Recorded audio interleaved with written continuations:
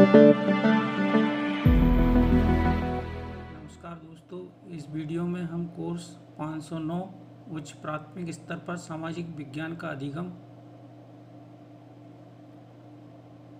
के तहत sample question paper लेकर आए हैं, जो कि परीक्षा की दृष्टि से बहुत ही उपयोगी होने वाला है। दोस्तों, इसके पहले भाग में 10 बहुविकल्पीय प्रश्न रहेंगे। सभी प्रश्न अनिवार्य हैं। तो चलिए दोस्तों, पहला प्रश्न देख लेते हैं। निम्नलिखित राज्यों में से किसमें साक्षरता की दर अधिकतम है? दूसरा प्रश्न है, इतिहास समुदाय में रहने वाले व्यक्तियों की कहानी है, यह किसने कहा? तीसरा प्रश्न है, निम्न में से कौन समाज का अंग नहीं है? चौथा प्रश्न है, दिल्ली की अवस्थिति को स्पष्ट करने के लिए कौन सी शिक्षण रणनीति उत्तम है? पांचवा प्रश्न है, निम्न में से कौन राजनीतिक भूगोल से सम्मिलित नहीं है? छठा प्रश्न है, समस्या समाधान विधि का दोष है?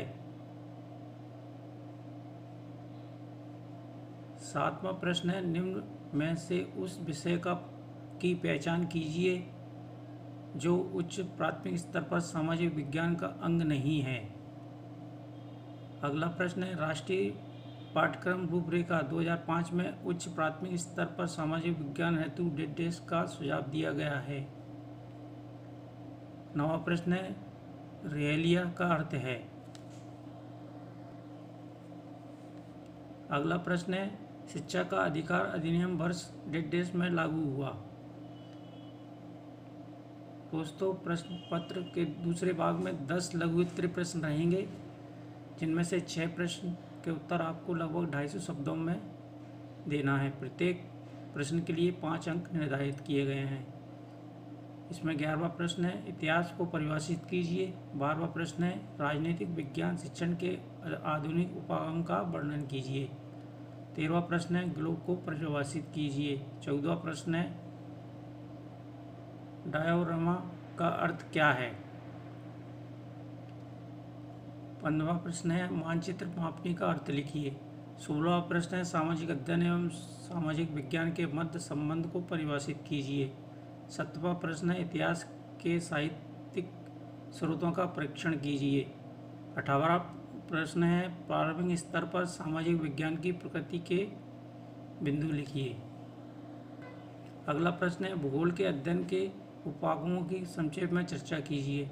20वां प्रश्न है, मानचित्र के उपयोगों का वर्णन कीजिए। इसके तीसरे भाग में हमको 4 निबंधात्मक प्रश्न दिए जाएंगे, जिनमें से 2 प्रश्न के उत्तर लगभग 600 शब्दों में लिखना है। प्रत्येक प्रश्न के लिए 10 अंक निर्धारित हैं।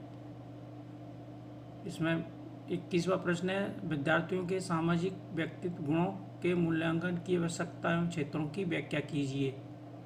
अगला प्रश्न है, उच्च प्राथमिक स्तर पर सामाजिक विज्ञान एवं सामाजिक अध्ययन में अंतरों को लिखिए। 23वां प्रश्न है, पियाजे के संज्ञानात्मक विकास के सिद्धांत का वर्णन कीजिए। और 24वां प्रश्न है, परियोजना विधि क्या है, इसके सिद्धांत, लक्षण एवं चरणों का वर्णन कीजिए। ये सभी काफ़ी महत्वपूर्ण प्रश्न हैं। दोस्तों, अगर आपको ये वीडियो पसंद आया हो तो प्लीज़ लाइक करें, शेयर करें और कमेंट करें। धन्यवाद।